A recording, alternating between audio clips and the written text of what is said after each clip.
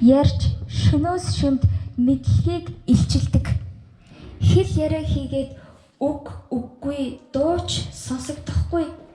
Дуу хоолой нь бүх газарт өгсөн ертөнцийн хязгаарт хүрсэн.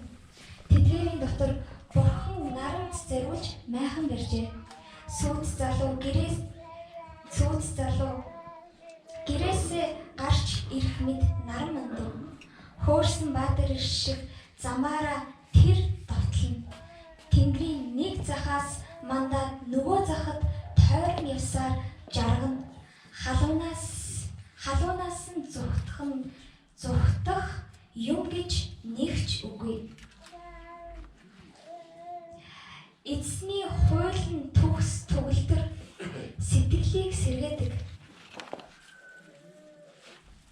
Эзний зарчим баттай гиннийг ухаантай болгодог. Эзний заавар журам зөв зүрхний баясгалан эзний